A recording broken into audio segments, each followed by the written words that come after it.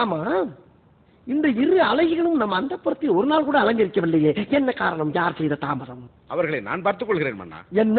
ஓ, தவறாக புரிந்து கொள்ள வேண்டாம். இவர்கள் இருவரும் இன்று இரவு உங்கள் உறவு. என் அமைச்சர் அல்லவா, கருத்துக்களை மிக கச்சிதமாக கவுகிறீர் போங்கள். மன்னர் மன்னா, ஆம், நான் தான். தங்களை காண புலவர் பாலபத்திர ஓனாண்டி வந்திருக்கிறார். பாலபத்திர ஓனாண்டி வந்து தொலைய சொல்லும். ஓனாண்டி கோணாண்டி. எனதருமை 23ஆம் புலிகேசியே, நீ வாழ்க, நின் கொடை வாழ்க. அமைச்சரே, மன்னா, இந்த லகடு பாண்டியன் நீ பேர் சொல்லிதான் அழைப்பானா? புலவர்களுக்கே உள்ள ஆணவம் மன்னா. ஆம். தாங்கள் வந்த நோக்கம்? என்னுடைய புது கவிதை ஒன்றை தங்களிடம் பாடி காட்டி பரிசில் பெற வந்திருக்கிறேன். பரிசு பாடும், பாடி தொலையும்.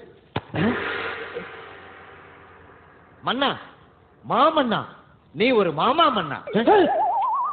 பூமாரி தேன்மாரி நான் பொழியும், நீ ஒரு முள்ளமாரி. அரசியலில் நீ தெள்ளியதோர் முடிச்சவிக்கி. தேடி வரும் வறியவர்க்கு மூடா, நெடுங்கதவு உன்கதவு என்றும் மூடாமல் மறைக்காமல் நீ உதவு. எதிர்த்து நிற்கும் படைகளை நீ புண்ணாக்கு, மண்ணோடு மண்ணாக்கு.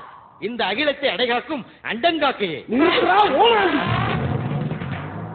சிங்கத்தின் கொகைக்குள்ளே வந்து அதனுடைய பிடரியை பிடித்து தொங்கவா பார்க்கிறாய்? நான் என்ன குற்றம் செய்தேன் மன்னா? எதற்காக நான் என்னை திட்டினாய்? திட்டினேனா? தங்களை பாராட்டி பாடல் தானே பாடினேன். அமைச்சரே, என்ன பிதற்றுகிறான்? ஓனாண்டி, சிறிதும் இடைவெளியின்றி மன்னரை பார்த்து திட்டினாயே, எதற்காக? எப்போது திட்டினேன்? புழுகாதே புலவா. மன்னரை பார்த்து மாமா மன்னன் என்றாயே. ஆமாம், மாமன்னர் என்றால் பெரிய மன்னர், மாமா மன்னர் என்றால் மன்னர்களுக்கெல்லாம் மன்னர் என்று கூறினேன். மன்னரின் முகம் பார்த்து முள்ளமாரி என்றாயே. ஆமாம், மாறி என்றால் மழை, முள்ள நிலத்தில் பெய்கின்ற மழை போன்றவனே என்று கூறினேன். முடிச்சவிக்கி அரசியலில் போடுகின்ற சூழ்ச்சியான முடிச்சுகளை அவிழ்ப்பவன் என்று கூறினேன். மூடா என்றாயே. அடுத்த வார்த்தையை சேர்த்து பார்க்க வேண்டும்.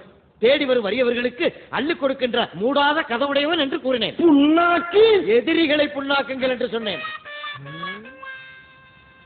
வேறு என்ன சொன்னான்?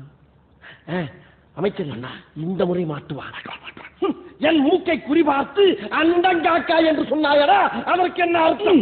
அண்டம் என்றால் உலகம், காக்கை என்றால் காப்பாற்றுவது, உலகத்தை காப்பாற்றுபவன் என்று கூறினேன். அப்படியா அர்த்தம்? அப்படித்தான் நான் பாடினேன். இல்லை இல்லை, நீ என்ன விளக்கம் சொன்னாலும் அதை ஏற்றுக்கொள்ள என் மனம் மறுக்கின்றது.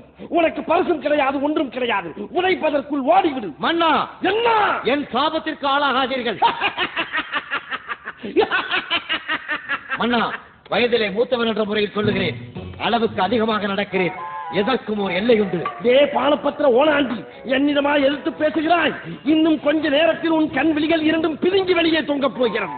யாரங்கே அந்த மூக்குப்பிடியை அள்ளி அவன் முகத்தில் போடு. இது அநியாயம், அக்கிரமம். எனக்கு இது நியாயம். நன்றாக தூவுங்கள். அதே ஓனாண்டி புலவா, உனக்கு ஒருவனுக்கு மட்டும் தான் மூக்குப்படி தண்டனை. இனி இந்த அரண்மனைக்குள் எந்த புலவன் கால் வைத்தாலும் அவனுக்கு மிளகாய் பொடி தண்டனை. கருவம் தலைக்கேறிய மன்னா, உன் ஆணவம் அழிய போகிறது. அழிவாம் அழிவு. என்னை அழிக்க எவனோட